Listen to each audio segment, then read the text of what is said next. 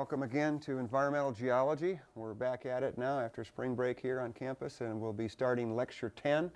Lecture 10 will be the last of the three lectures for the next exam. So be sure that you check the Blackboard site out for the timing of that exam, and write that down on your calendar as to when it starts and when it ends, so you're prepared for that. And also to review the pre-exam study sheet as well. The topic for today's material will be water, and specifically water is a resource. And I usually tell even my physical geology classes, my intro to geology classes, and especially in this class, if there's any issue, any topic that we've covered and will cover this semester, this is the most important topic. And I don't mean from an academic standpoint. I mean from everyday need. And so things you learn in here and can glean from the textbook and get involved in water issues, I really want you to remember a number of things about what we cover.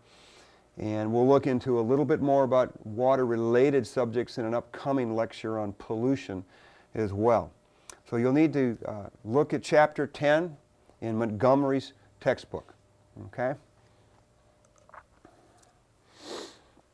Now you've seen this picture before. This is the water cycle or hydrologic cycle.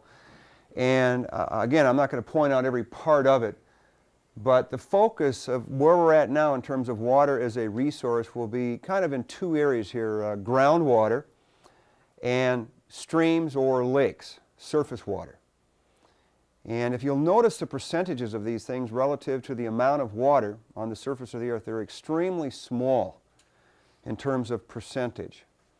And yet we need this to survive on the planet. And with population going up and up and up, and the need for things that involve water, this is a very important and significant issue. So that's what the focus will be on the processes around groundwater mainly, and a few tidbits about surface and streams and lake water.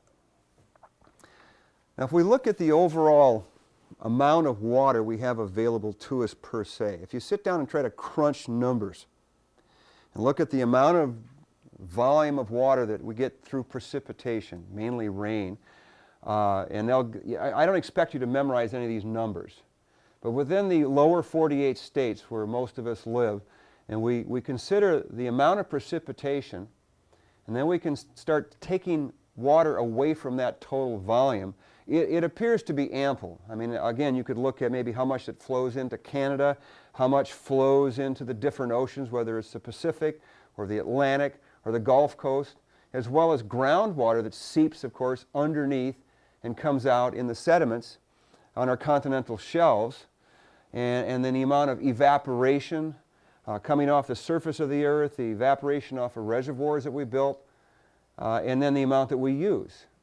It seems like we have a fair amount of water that's okay. You have to keep in mind, though, that there are the issues involved with this, and it's changing. I just came from a trip over spring break. I drove out to California, and as I did, I went through a number of areas in southwestern Kansas and Oklahoma and Texas, New Mexico, Arizona, and California, and just looking at population, looking at canals, looking at reservoirs, and just getting a feel for the changes I've seen here in 2004 back to when I did a very similar trip back in 1973. Things have changed a lot, and in particular the use on this, and so the consumption's going up, and if the expectations of the amount of people that we're going to have in the United States, they say by the year 2050, we're going to have over 400 million people in the country. We're right around, what, 280 million ballpark right now. And that is going to put a tremendous stress on what water we do have. Things are going to change in your lifetime. So as you look at some of the figures we see today, keep in mind maybe where you are now, where you're going to be when you may move in the future, and think about those changes. Like I say, we can look at the annual precipitation. I think just from your earliest geography classes, you're well aware that most of the rain and precipitation rates that are highest are east of the Mississippi, in particular the Gulf Coast and Florida, and of course our Pacific Northwest. I come from Wisconsin.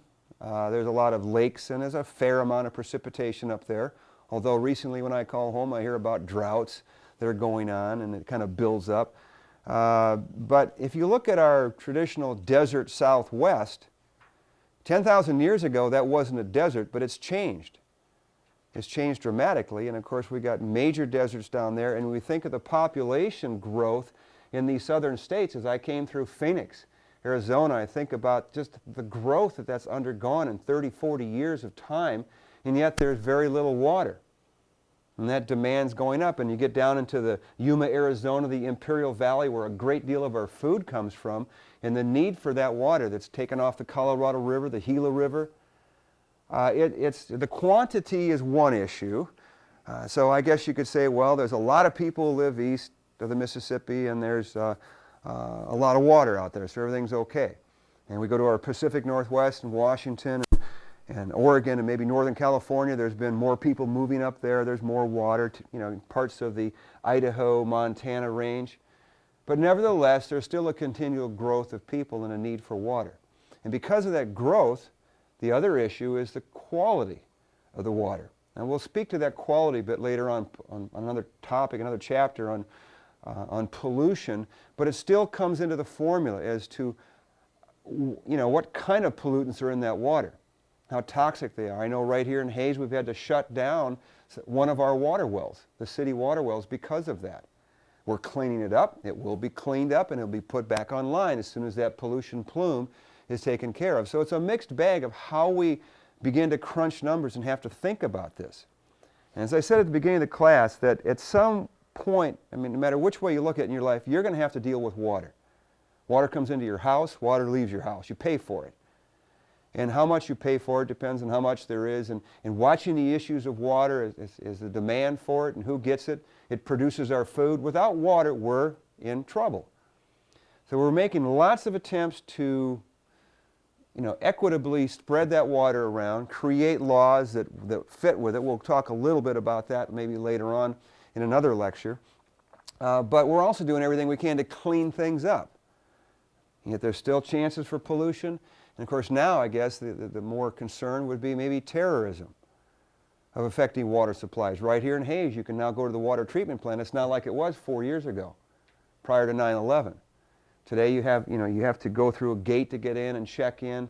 And of course, there's other ways. People can always find ways to cause problems.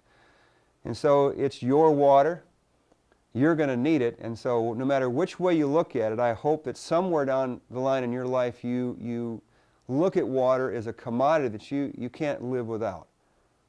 And you do what you can to participate in some level, fixing something up in your house to being totally involved in politics to work out this issue. Here's another shot from one of the textbooks showing kind of how we're withdrawing water. If you look across the United States here, that we've got these high peaks are where we're getting the most. Look at California. The withdrawal of that water system out here. Up in Idaho and parts of western Montana. This is probably the Chicago area up in the middle, St. Louis and some of the bigger cities along the Mississippi. But overall, it's not major, but just where is that, how much water is there in these regions?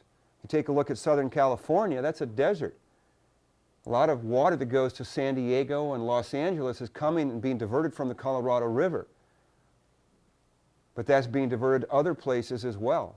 And little by little, where it originates in Colorado, as they build lots of communities along Interstate 70 in Colorado, they're diverting more water. So at some point, the faucet's going to be not as open. And we're going to see changes. You will see changes in your lifetime affected by this water issue. Kind of another way of looking at this water. I mentioned that the water issues are more groundwater today, but also surface water. This figure shows you in purple surface waters. That's streams and lakes mainly. And the oranges represent groundwater, where we remove it by pumping it out of the ground. Drill a well and get it out. And if you look at on the eastern part of the United States, there's more surface water being used. And as you begin to move westward, like here we are in the Arkansas white, red region as they refer to it, we're getting more groundwater. Out in California, it's kind of a mixed bag. Down here near Phoenix, it's more, groundwater in that respect. So depending upon where you're going to be, you might want to consider about where your water comes from and how and what we're doing to deal with that. Here's kind of a map of the Colorado River Basin. We've looked at streams a little bit, and I talked about maybe a drainage basin, but here's the Colorado River Basin. It involves a number of states. And of course, the Colorado River leaves this map that's on the screen, and it flows into Baja California, and it's supposed to go all the way to the Gulf of California. Well, it doesn't as much as it used to. And Mexico has been suing the United States over that water issue, and through their process, they've gotten a little more back. We could pick on any river system, even right here in Kansas. We talk about the Arkansas River that comes out of Colorado. Kansas has been suing Colorado over water rights for quite a while. Now, certain things are agreed to, and then whether that's followed through, people need to monitor to make sure it actually is coming out. Things have changed, and so if you're interested in some of those kinds of legal issues, who's playing what game with whose water, take a look at Table 10.4. It's not just United States issues, it's kind of more on a worldly basis, and look at some of the disputes that are going on. Sometimes those disputes have been major wars over water. Just like sometimes disputes may be over natural resources, like fuels and so on. So Table 10.4, I'm not going to ask you any test questions, though, about Table 10.4. But, if you're interested, it's worth a look to check out. So, how could we get some more water? Say this worldly population goes up and up and up, and yet maybe somehow some kind of climatic changes occur and there's a little bit less water. I mean, there may be more, but we don't know for sure. Our climatologists are always trying to model and predict the future, but given what we've got now, how else might we be able to get more water for use? Well, one way is, of course, to divert rivers. We're doing this already. Could we do more of it? I know one time there was a plan a long time ago to divert the Yukon River through Canada into the northern central states. Well, Canada didn't like that idea at that time. That kind of fell through. There was an idea one time to divert a fair amount of the Mississippi River into West Texas. So the issues are always there of can we change, can we shift? So removing water from rivers. What about lakes? The Great Lakes have been going down in their levels in the last 5 years due to drought and a little bit of alteration by humans. But, that's the biggest freshwater supply in the world, and it's very attractive. Right here in Kansas, Hays, Kansas is looking at, well, could we get water from Lake Wilson again or another reservoir? And those are issues that are political and somewhat kind of moral too, I guess, as to who owns the rights to some of this stuff and will they allow it? We talked about getting water from Cedar Bluff Reservoir, and that raised issues. They didn't like that idea to let more water out of the lake. So it's touchy. Now, swamps used to be an idea. We could drain swamps out, but that's a wetlands issue. You can't drain those out anymore. It led to some other problems anyway, but, laws do change. Laws can change. And so will we, as a species in demand for water, make these adjustments, and who will win and who will lose? We'll have to see. Now, groundwater, well, let's just drill more wells. Let's tap into it. Let's keep on, like we drill for, explore for oil and gas. Let's explore for more groundwater. That will become a more and more important issue. Right here, again in Hays, Kansas, I'll mention something later on of how we're doing that, what we've done with that issue. Or recycling of water. This has become a big deal since the 1970s to recycle water, particularly in industry, so it's not as wasteful. And an example right here on campus, ice machines are notorious for wasting a lot of water, 70-80% of that water, to keep that thing going. Even though you're freezing it, it just goes down a tube. They said, why don't we save that water? So they took an old 20,000 or 15,000 gallon fuel tank, cleaned it all out, dug a big hole south of our union on campus, and put the tank in there. And then this water that was coming off this melt from the ice machines in the student union was dumped in there, as well as any water brought out from air conditioning units on roofs and stuff, and they'd fill it up. And that water went right into the sprinkling system for the water on campus. to keep the grass green. The type of grass. I think it's a Kentucky bluegrass, but I may be wrong on that. But I know that when I first got here in the 1980s, a big issue about grasses that are more native, like why not buffalo grass? Well, buffalo grass doesn't look as good, I guess, per se. So there's issues about, xeriscaping and planting. Things are changing. They have changed, they're going to change, and it's going to be part of your future to think about where this occurs. Now, of course, oceans, biggest body of water on the planet's the oceans. But it's salty, so let's desalinate it. Well, desalination is an expensive process. I'll show you one example of one area that has used and has built a desalination plant. But it's possible. It's an idea. What about lassoing icebergs? I mean, someone set up their own business up in Alaska. They fly over small icebergs, spot them from a small plane, say, hey, that's good. They go out there and they pull it in with a boat and they process it, but they bottle it. You get on the website, and of course most of this bottled water for this berg ice is sold to Japan, but it's another source of water. A lot of fresh water is locked up on our glaciers. If I recall that, I think it was Saudi Arabia back in the 1970s or late 60s, brought a huge iceberg in from the Indian Ocean, the southern Indian Ocean, brought it up to the shoreline, processed it right there, and it came out to maybe $1 a gallon to process. It was an experiment, and that was too expensive, so they stopped doing it. But, when you have a need without water, you don't have food. Without water, we don't have life. Things can be, pretty testy. We'll get desperate. Remote sensing techniques. We're using various types of satellite imagery, high-flying plane imagery to see if there's ways to help us find more water. In particular, one would be groundwater. I think I have a picture coming up that will show you an example of how we're kind of working with some of that. I'm not sure if anybody remembers who this individual is here.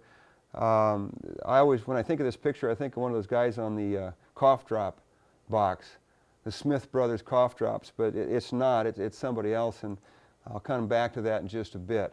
Here's an example of how we can use radar, a type of satellite radar imagery from space to actually see through sand.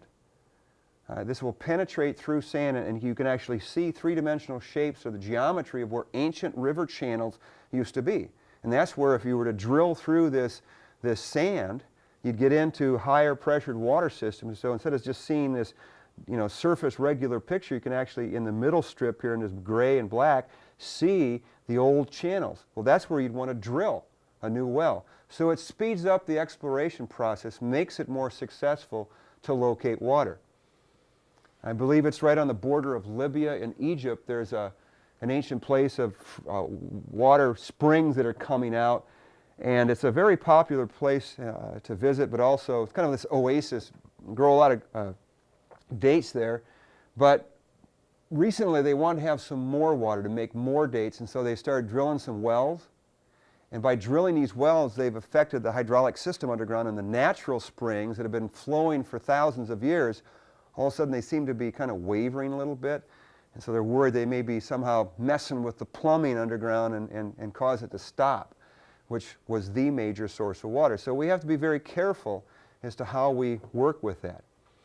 This individual that I showed you a picture of, the old cartoon, this is Thomas Crapper. He was actually kind of a plumber who worked for the king.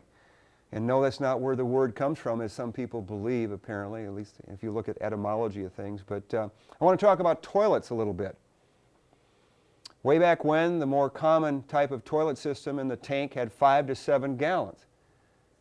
And of course, maybe we were more wasteful by flushing everything, no matter what, down it. Today, because of conservation of water, whether it's the low flow heads on your showers to maybe smaller swimming pools, hard to believe that, but especially in toilet systems with a 2 to 3 gallon type of flush.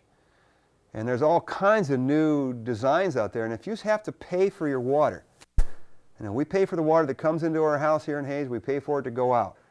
So if you don't flush as much, you're not wasting that water, and you're also saving yourself money when you think about it. So there's all kinds of really neat new types of these. In fact, there's a lot being developed now that don't even use water, use chemicals that are out there, particularly for camping and other, but they're developing more and more, and probably in your lifetime you're going to see a technological change for this system that's affected with water. This is a little bit of trivia I'm throwing in. If anybody's ever heard of this word rhabdomancy, and I think you can probably guess what that means by this picture. These individuals are holding a variety of things in their hands, that the rods that are copper or brass, or maybe it's a willow stick or something. A number of people they claim they can find water. Another name for it is dowsing for water, or water witching. And some people have been very successful in doing this. This is not scientifically proven. I'm just mentioning it because it is another way that some people have tried to get water in regions. Rhabdomancy, though, in case that were to come up on the exam, dowsing, water witching. It's another way of I don't want to say it's pseudoscience, but some people claim they can not only find water this way, they can find oil. But I've had some of them tell me they can find gold doing this too. And so anyway, I don't believe the gold for sure, and maybe there's something that hasn't been proven about finding water, but we'll see. I'd rather stick to the science of it right now and find other ways. Okay, groundwater, again, because out here in Kansas it's a fairly big issue for our water needs.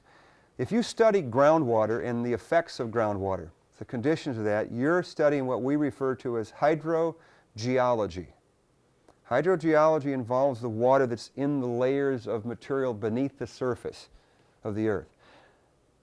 And hydrology, which I don't have up here, just hydrology, is a study of streams and surface water. So whether it's surface water or groundwater studies, nevertheless, it's a big discipline in geology that's created a lot of jobs for our students, and it's going to be an issue and a job area for them for a long time. Whether you're trying to find water, understand the mechanics of it, or cleaning it up and monitoring it. But groundwater is one of the largest sources of economically available fresh water for humans in the world. And when you think of how we use that water, I've got a whole bunch of lists on the bottom, which I don't want you to write down. Please do not write down the columnated part of living, engineering, recreation, because more things could go under there, but we could look at it briefly. All right? But if you look at the uses, we certainly, in order to live, you have to have drinking water. You need water for photosynthesis, to respire, and of course metabolism. Those are biological functions. We don't need it for swimming. We don't need it for fishing or sailing. Those are recreational types. It's certainly nice to have them, but we'll see what happens with this in the future. There are some things that kind of in the middle of the road that certainly to have the kind of lifestyle that we have, cooling, air conditioning, heating, cleaning, flushing, one of the major health concerns there. Irrigation for food. So when we think about heating and electricity and irrigating, when you look up here, the biggest use of groundwater is for irrigation, for crops, and for making hydroelectric power, okay, and heating power. Thermoelectric kind of relation, about 80% of all that water, which means what? 20% of that water then is for other things. Rural areas, city water, and so on. And so there's really not a lot left. So if you have more and more people wanting that certain amount of water, and if perchance we continue to pollute the water, I think that you see there's a clash coming on. And that's why we in this country in particular worked really hard to try to keep things clean, try to work with it. So what I want you to at least remember from this screen is mostly what's up top. The hydrogeology, the groundwater being the biggest source, economic source, and how 80% of it's used for irrigation and thermoelectric. Remember that. The stuff on the bottom is something just to look at, because I'm not going to quiz you on, say list all these things. In your text there's a chart, kind of a three-dimensional histogram of some of these uses, withdrawals. This is a 40-year period of where these smaller cubes in the front, kind of more a purple, I guess, the rural use, country use, it's been slowly going up in that period of time, slowly creeping up. The public supply, again, has been slowly creeping up. We need that. in the cities, our drinking and water supplies. But if you take a look at the red one, industry has really made a pretty good effort in recycling water, and therefore their withdrawal rates on the system have gone down. They've worked hard at that process. And you can almost see a similar trend here with I guess this is pink or red, the thermoelectric, and then the orange in the back is your irrigation in this case. From 1950s to about the 1980s, these things kind of peaked out, and they too have dropped a little bit. Even though they represent the biggest uses, they've gone down. We've developed better irrigation techniques. I mean, 20 years ago, when you look at the center pivots, the water would spray more up into the air in the wind, and that evaporation rate would go up, and a lot of it would spill into other areas of need. Now they got the sprinklers down lower. It's just a better style, the way in which they work with that. And of course, industry, how we've been better to make our heat energy and stuff, and power plants have worked. They're more efficient. So we are getting better, and that's the goal. That's where we have to go with this. This particular chart shows you kind of more just irrigation by state. And of course, the two big red ones stand out, California and Idaho, both of which are, Northern California is wetter, certainly, than Central and Southern California, but big use of water. A lot of food used there, a fairly big population. Idaho doesn't have a huge population, but a fair amount of food produced up here, and maybe some power usage. So wherever you may live or plan to live in, you can get a feel for what's being used for irrigation anyway in your region. I know that as the amount of water you get out might force you to and your aquifer system changes, you might be forced to change what kind of crop you grow. You might have to go from wheat and milo to cotton, or getting away from corn, which involves more water, and having to go to milo and wheat.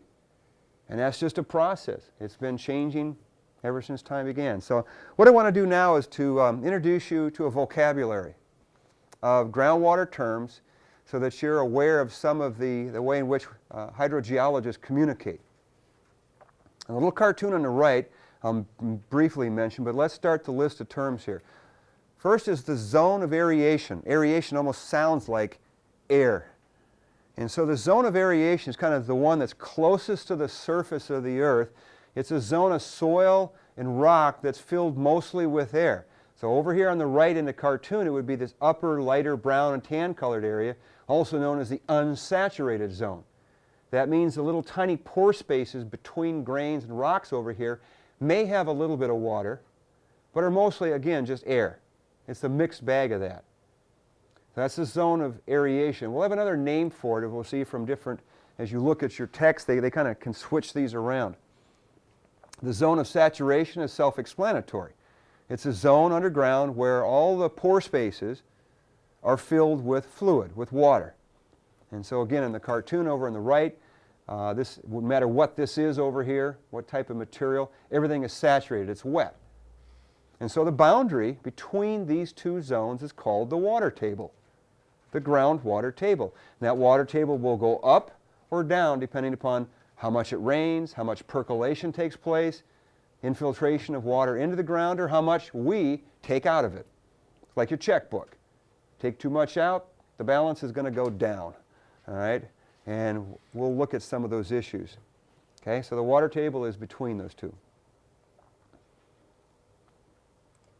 Here's another way of looking at it, again with the terms or nomenclature, I guess.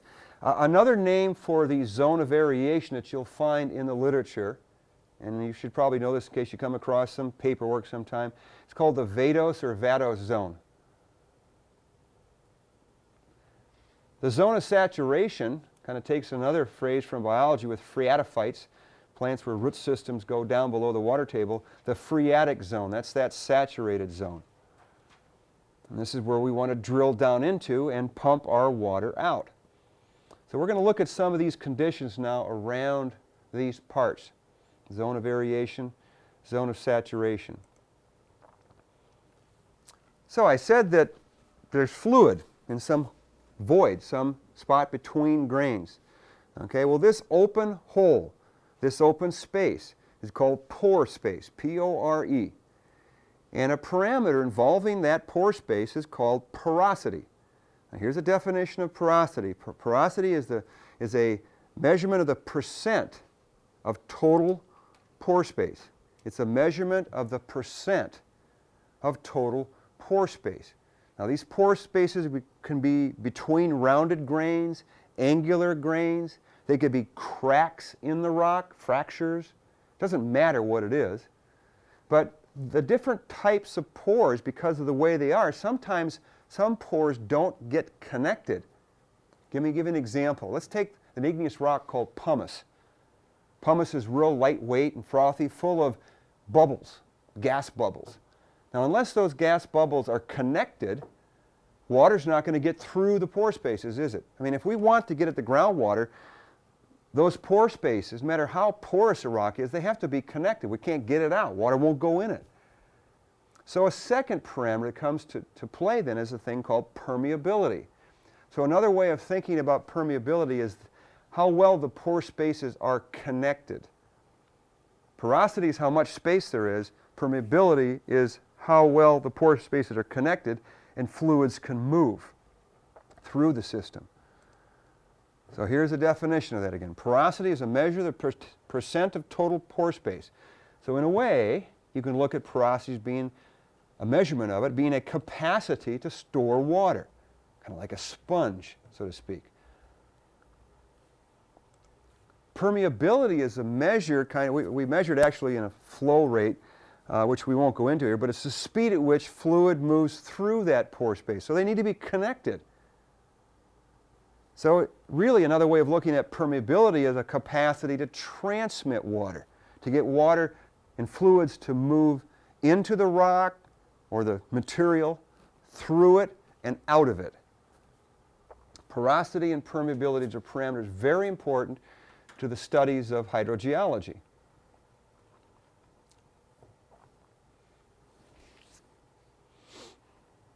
Porosity and permeability. I'll leave it up there just for a second to get those definitions down. Definitely try to remember the capacity to store, capacity to transmit kind of concept there. Let's take a look at some examples of stuff that have kind of variations in their porosity, permeability. Gravel, good old gravel, like out at the old gravel pit, big boulders and cobbles all the way down to sand, different, very poorly sorted stuff. Gravels have a medium to high porosity, but they have a very high permeability. So these are good things. You want to drill down underground to find a good source to tap into that rock zone that's full of water, would be gravelly zones. Get into those gravels and perforate that wellhead right there, and you'll have a good flow of water. Now if you start looking at sand, and by the way, all these are loose, unconsolidated things. I'm not going to bring into play every particular type of material, but I will look at some broad ends. Sand, now again, this is loose sand, unconsolidated stuff. Medium porosities and of course medium permeability. So yes, you can get water out of sandy zones underground. Now clay. Clays are layered silicates, and a lot of clays can suck up water, absorb water, and expand. Okay? Clays can pick up and expand when they absorb that water, but one of the things that happens, once they get that water in their molecular structure and expand, they close down. They reduce the porosity and they close down permeability until they dry out again. So they can expand and contract and expand and contract over a long period of time. But overall, clays are not good zones to get water into, through, or out of. So they may have a high porosity in the beginning. But once they swell up, though, then that porosity drops down once they get wetted. And then they have very low permeability. So they're not good mediums for material to move through. Now, of course, gravel can become conglomerate. So once you start cementing rocks, turn these loose things into sedimentary rocks, gravels are going to be reduced a little bit more if it's like a conglomerate. Of course, if it's a sandstone, a sedimentary rock, you've cemented it. Well, what kind of cement is it? You reduce all those parameters again. And same with clays. Clays become shales. Shales are bad for getting stuff through and out of, unless somehow they fracture. But they're not good. So Let's go through some more groundwater terms now related to that concept of porosity and permeability. Here's a definition of a word called an aquifer. The aquifers are the ones we want. These are zones underground, no matter what they are, unconsolidated to consolidated stuff, where you have high porosity and high permeability. So hydrogeologists classify materials, bring them into the laboratory, run tests on them, and so on. Of course, we know the general part of it, so it's not that hard. If we move down a little bit, though, okay, we kind of reduce things a little bit. We start to retard the flow. Doesn't mean you stop it. You just retard it. It slows it down. So this would be a material that has a medium to porosity, medium permeability. And lastly, you get down to something water can't go through it very well at all. You exclude it. Thus we call it an aquiclude. So from retard and aqua meaning water, we come up with two different kinds of other types, aquatards and aquiclude. So if we were to look at, say, okay, a gravel would make a great aquifer. A coarse-grained sand would make a good aquifer, so to speak. A fine-grained sand to a silty sand would be an aquatard. You get down to an aquiclude would be shale. Doesn't allow water into it, through it, or out of it. Low porosity, low permeabilities. So these are kind of on the average. And again, we classify lots of materials into each of these categories, and then we may have a formal name for it, like the Dakota Aquifer out here in Kansas. All right, now we want to get this surface water precipitation to go into the ground, so it can charge up our aquifers, all right, and get that stuff in there. So infiltration rates are controlled by what? Let's make a list of some things that would, determine how that's going to infiltrate into our groundwater system. Well, one would be the rate of precipitation. If it rains really, really, really fast, too hard, you might have a lot of runoff occurring. You're certainly going to saturate the ground in time, but you can start having a lot of runoff, and you can lose it. If it's a nice, slow drizzle over a long time, several days, this is the best kind. Maybe a half an inch to an inch a day, nice and slow, and let that happen for 4 days. That'd be great out here in western Kansas. You'd get a lot of recharge going on. Of course, rain, that's water. But if it's snow, you got to melt it. So that's what I meant by type of precipitation. Anything that's frozen, sleet or snow, you have to wait, whereas rain is immediate. What are the porosity and permeability conditions of the surface of the land? If it's concrete, obviously it's not going to percolate through. If it's a sandier, gravelly surface, it will percolate and soak in a lot faster. Sometimes we see where we'll bulldoze open spots to actually cause this on purpose. We will expose things and get a good gravelly basin and get that water to percolate out. We do it below highways because we don't want the water under the roads anyway. When it freezes, it expands and cracks the highway. So one way is to actually put gravels in certain areas and get that recharge to go up, or keep sandy and gravelly natural zones open. Don't put parking lots on top of them. Don't put homes on top of them. Don't put materials that are impermeable on your recharge potential zones in that case. And of course, once it gets underground, it's going to manipulate that plumbing system and move downward under the force of gravity, and will go in certain directions based on porosity and permeability. And the intertonguing nature of layers makes it very complex. It's not real simple in layer cake as we'd like it to be. The slope of the land. The steeper the slope, okay, the faster things run off. If it's got a horizontal flat ground, it can sit there and percolate in, at least have the chance to.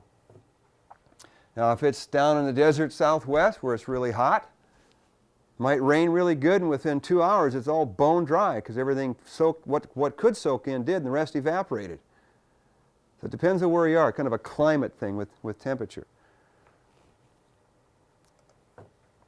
Percent of vegetation. If you can maintain a decent vegetation to the surface, usually something that doesn't take a lot of water up and use it for photosynthesis, it keeps the water there farming practices have worked well with this, and terracing and mulching and keeping leftover material on the surface, so you just don't have bare soil where it runs off and winds up in the streams. Okay, I'm going to look at a couple of kinds of aquifers here. First one will be an unconfined aquifer. The second one will be a confined aquifer. And we want to be able to think about how this is going to be recharged. Now, an unconfined aquifer, as this cartoon shows you, is that when it rains on the surface of the ground, the water percolates straight down to the water table. And usually that's going to be unconsolidated sediments, usually, okay? It doesn't have to be, like along stream alluvium and stuff. Unconfined. That means that this aquifer underground is not trapped or confined from or between impermeable layers where water can't get into it and recharge the pressure of that water in the pore space. Okay?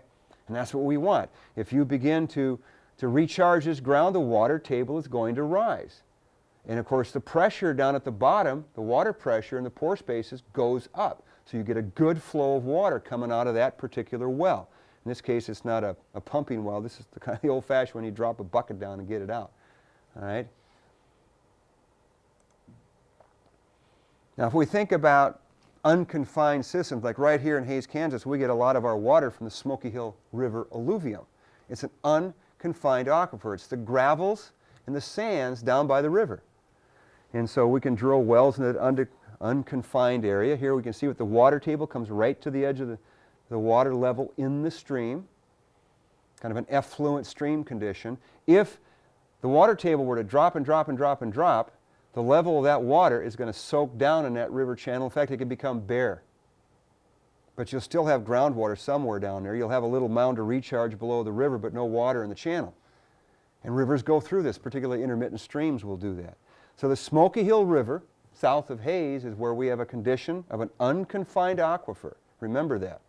The Smoky Hill is an unconfined aquifer, as is Big Creek, which flows through Hays.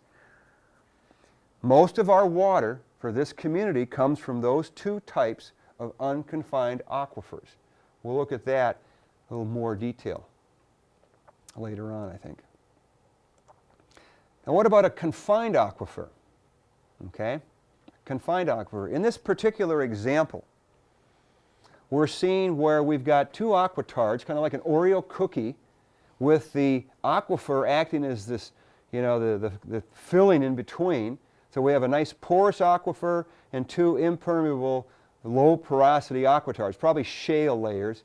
And this is sandwiched in here. So water that comes in from this direction, or that may leak through that shale, which is pretty tough, but usually going to come in here and recharge over at this side, that water gets to a certain level, and pretty soon, inside that system, you have a water table within it. If you drilled a well from up here down to this white area, you wouldn't get hardly any water, if any.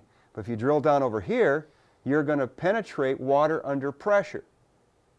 Now, if you do that, if you penetrate into a confined aquifer, and if that water has a great amount of pressure, that water is going to come up and rise to a certain level based on the hydrostatic head, or the pressure that built up. The level to which that water will rise, okay, is referred to as the potentiometric surface. You need to remember that. The potentiometric surface is the level to which water will rise in an artesian well. We refer to wells that where the water comes out under pressure from a confined aquifer as an artesian well. The Dakota Sandstone right out here in western Kansas below Hays, Kansas, about 300 feet down, is one of these examples of a confined aquifer. We drill into them, and the pressure isn't that high per se as we would want. It doesn't come out always under its own flow, and sometimes it can, sometimes it doesn't. If it doesn't, what do you have to do? You have to pump it out, and a pump requires what? A hand pump, electric pump, a gas pump. You're using other sources to get your water out. So remember potentiometric surface. Remember that the Dakota Sandstone is a confined aquifer, and remember what a confined aquifer is. Has a lot of internal pressure, gets recharged but it's sandwiched between two things. I threw this picture in because I wanted to kind of show you, sometimes you can get the illusion of a groundwater system. Really, it's a perched water table. Let's take a look at this cartoon. We've got a nice unconfined aquifer system over here. Water percolates down to the water table, and there's your groundwater system right here, all in blue. That's the aquifer. This is bedrock where nothing's going into. And then you've got this kind of intertonguing layer of shale that's up on the slope. And so locally, right above here, when water comes down and rains on top of that, or snow melts, it percolates down and stops right here. Now, yes, some of that water is going to, it could spill over this end and come down to here, but the water can also come out on the slope. And so you can see that as a surface expression as a spring. So check them out. Sometimes you can find little localized pockets of water. We call perched water tables. Okay, so remember, perched water table. They're not a main big system. You drill into that and think you're going to live off that water right there, unless it's a really big system, it probably won't last too long. You want to get down to this main system down here. Okay, another term, cone of depression. I want you to write down cone of depression.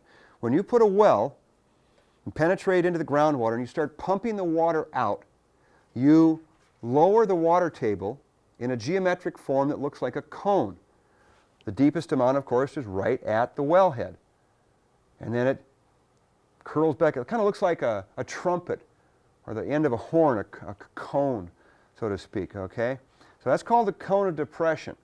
It's not being pushed down, it's just being pulled down because you're sucking water out of the wellhead at this point. All right, so let's say this nice, neat cartoon in this one cone of depression, but what if other people lived to either side of you? Like this. And this was your house right here. What happened? You don't get any water. Okay? And that happens a lot.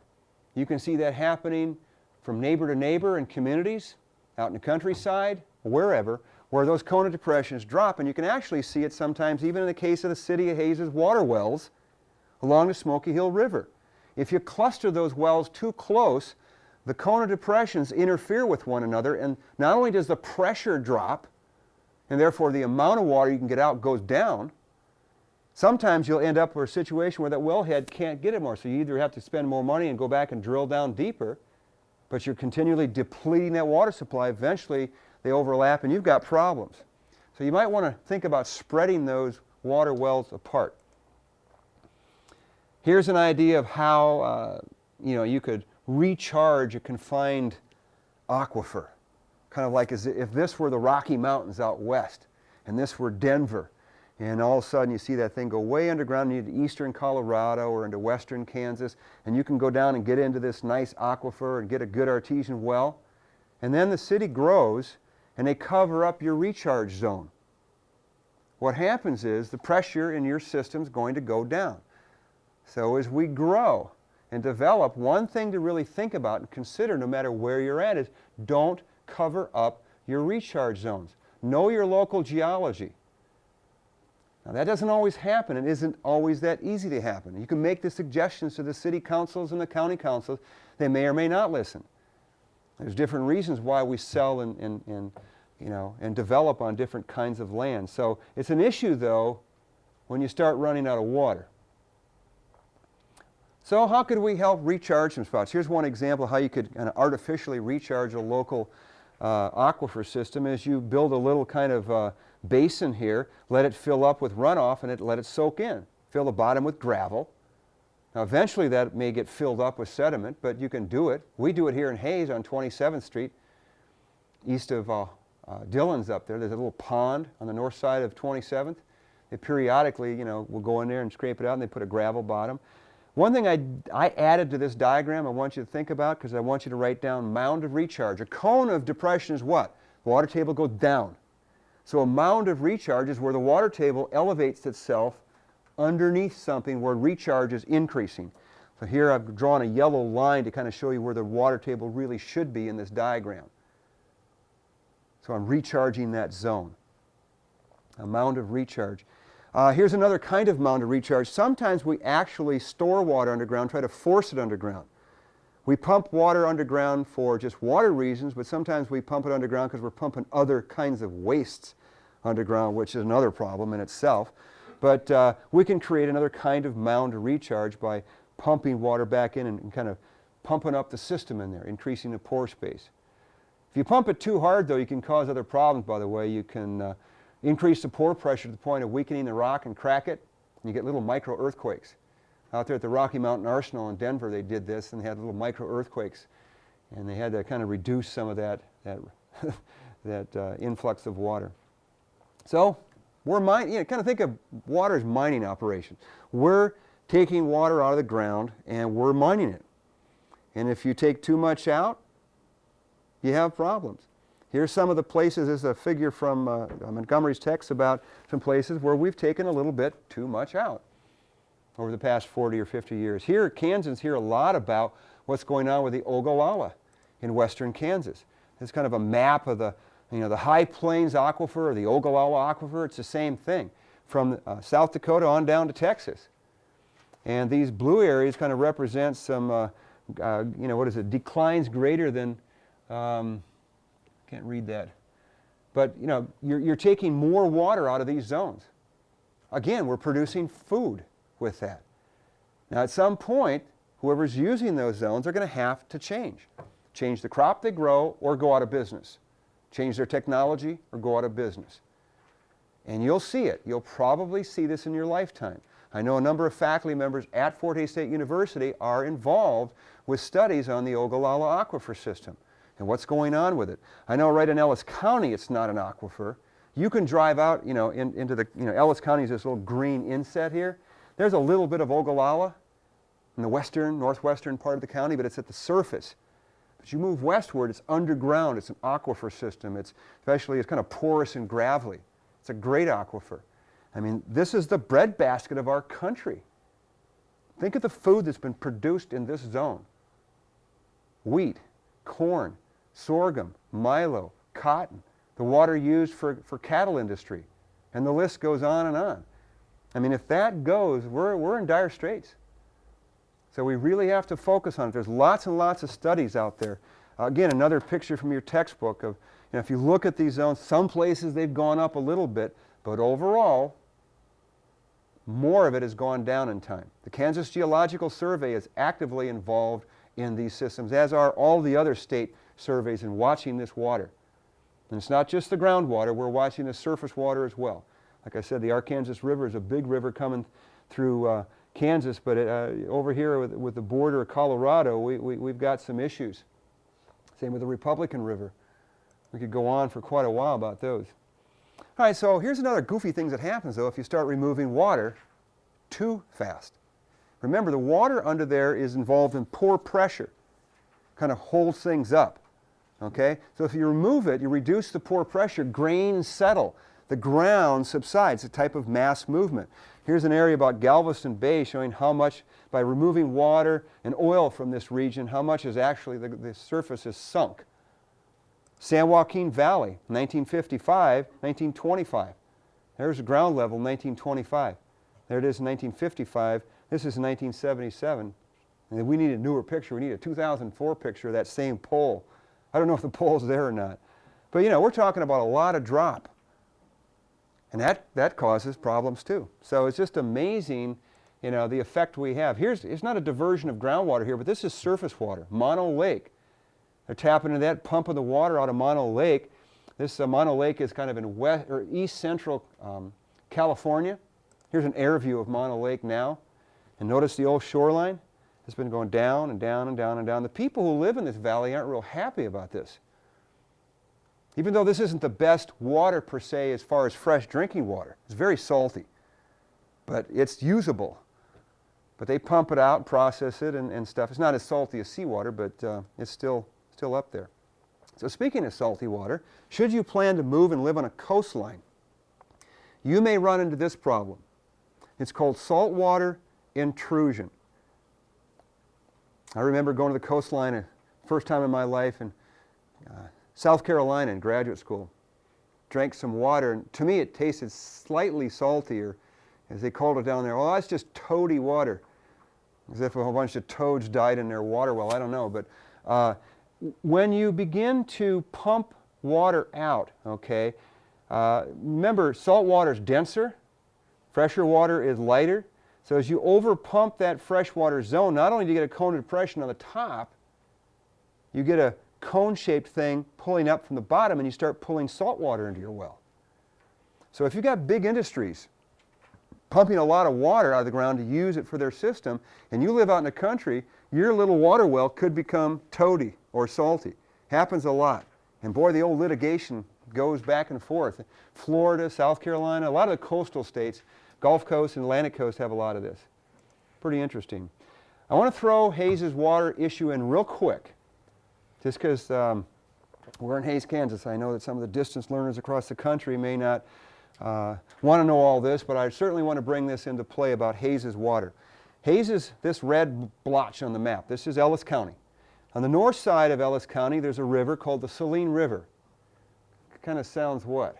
Salty? It is. They've tested the water. There's not as much of an alluvial aquifer system, not very good. We did that in the early 80s. They checked that out. We get water from Big Creek, out of the alluvium, and we get water from Smoky Hill River, right in here. So if you went down to that Smoky Hill River on Highway 183, you see a bunch of brick buildings and other buildings down there.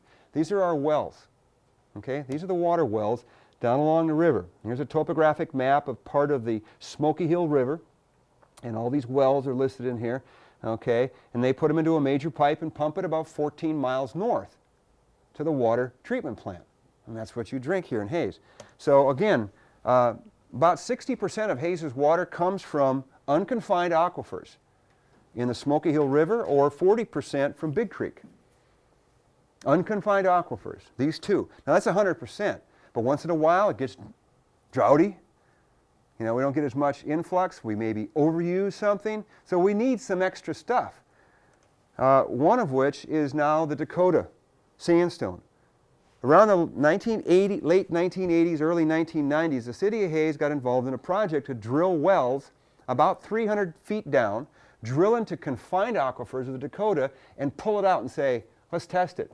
Ooh, this water's way too salty. We can't use it, but ooh, this is not too salty. If we bring it to the water treatment plant and mix it with the fresher Smoky Hill and Big Creek water, we'll dilute it, then we'll process it. So we got a kind of a little mini backup for about 5% of our water. That's it. That's all these wells can produce for us to work that out. So this is the big deal. So we want to say, well, where do we get more out here? Well, one is, what if we pollute something? We've got to shut a water well down. Well, that happened. On Vine Street, there was a PERC plume, perchloroethylene. It was a cleaning fluid from a dry cleaners. It polluted the groundwater. We had to shut the well down. Well, we're taking that polluted water, taking it down to a device called an air stripper, and it cleans out this pollutant, and the fresh water goes back to the water treatment plant. And this plume is getting smaller and smaller and smaller. So it's not just Hays. There's a lot of communities that are doing this to clean up whatever problems they have. There's carbon tit, there's arsenic, there's this, there's that, whatever. Next time you change your oil in your car, don't dump it in the alley. Dispose of things properly. All kinds of chemicals and stuff, they wind up in your water. And we got to spend a lot of money. This air stripper was not cheap. Or we said, let's go down and pull it up from the Arkansas River in Edwards County. Well, that fell through. That was a legal issue, first of all, because it's in a different drainage basin. There's a Water Transfer Act that doesn't allow us to do this anyway. We were maybe hoping on it. So that's gone out the window. Next one was the Smoky Hill River south of Russell. Let's get in a little agreement with another community. Well, this has fallen through. Okay. Another one, Lake Wilson or Canopolis Reservoir. These are issues that are slightly coming back into the light that may or may not pan out. We don't know. A lot of politics involved. A lot of personal issues involved in this. Big money there. Cedar Bluff Reservoir was one a while back, and boy, that went kind of belly up. A lot of arguments over that. That's why those interesting little symbols there. People got angry. So that's kind of gone out the window. Okay, so in the final analysis, what we really need to consider about this really relates to something referred to as the Kansas Water Transfer Act. a lot of these particular sources Hayes has wanted to get into are going to be involved with this Transfer Act. There's legal concerns as to where you can bring water from one watershed to another watershed.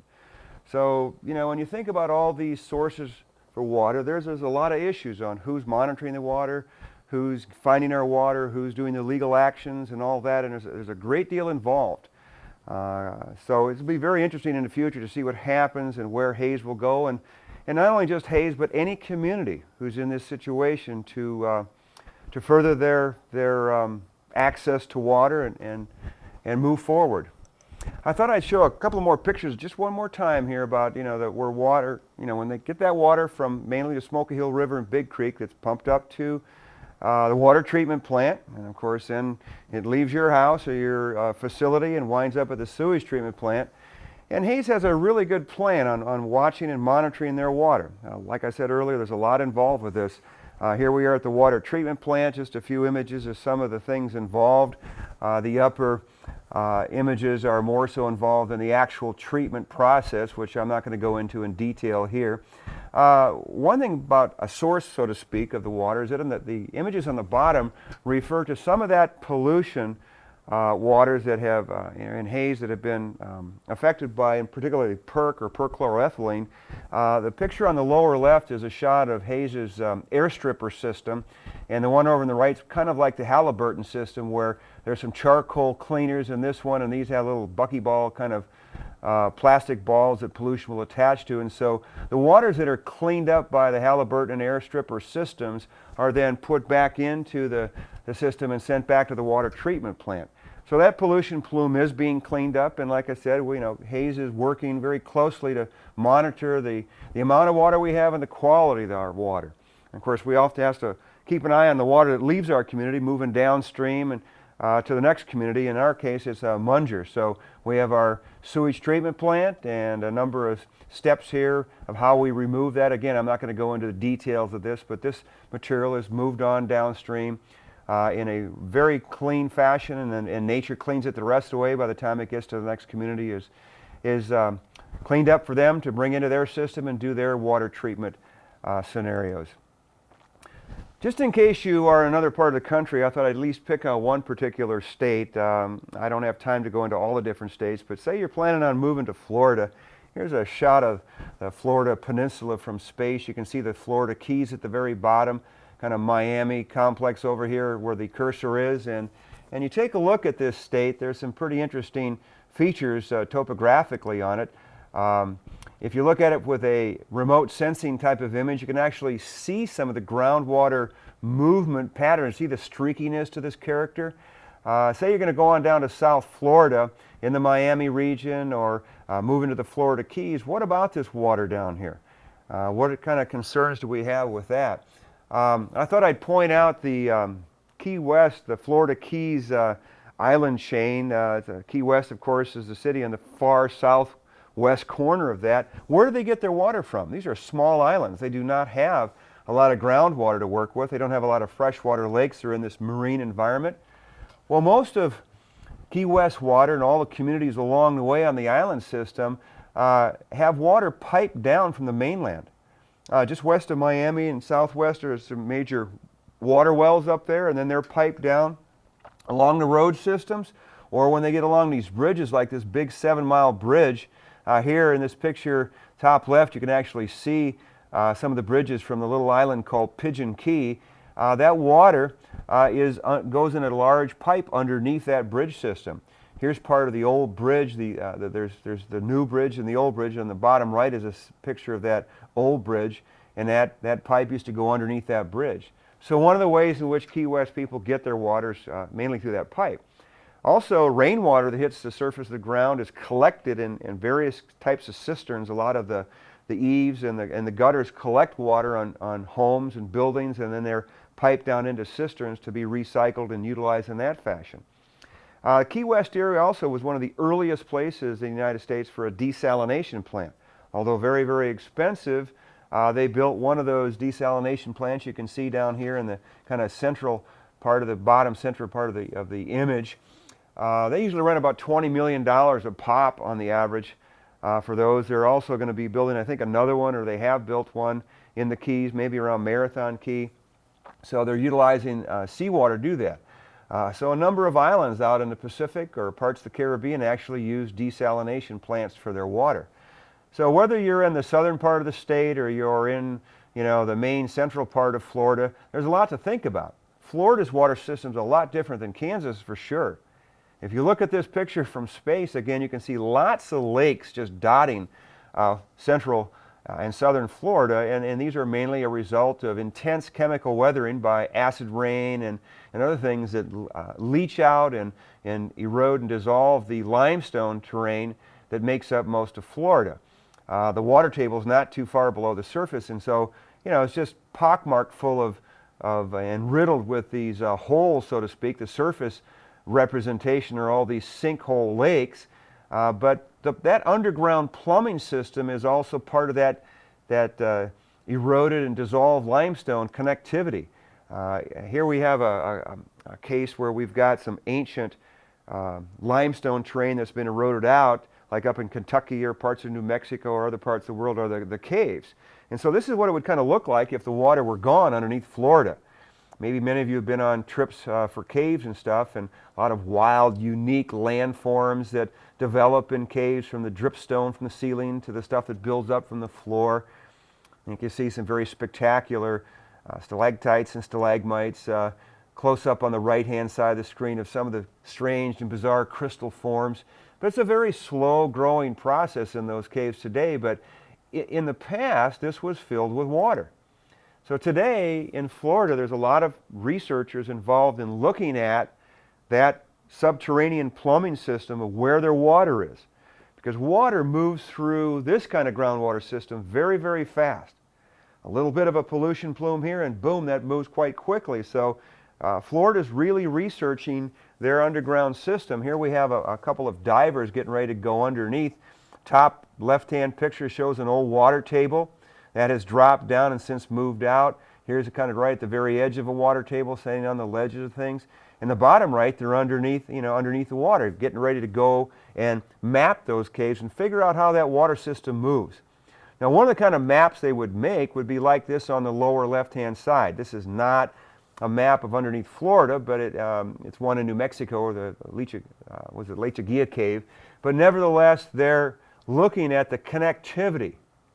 That's the key thing. How do these fracture systems, these underground cave-like regions connect, so if there is a pollution plume, they can kind of map where that stuff's going to go. How does that water move through there, and what's the volume, and how much water do we have, and what's the quality of it? Now, some people, the novices who actually go and do this kind of diving in caves, the water caves, there's a lot of incidences of mishaps. People drowned a lot in these areas. So the state's using a very special professionals. It takes quite a specialist to be able to do this. The way in which you dive, and you might recommend any diver that if you're going to try to do this, you better make sure you get some special lessons. Water can move very fast, move your body through there, get you trapped. It can become very turbid. I always enjoyed a paperback book called Down to a Sunless Sea by David Poyer.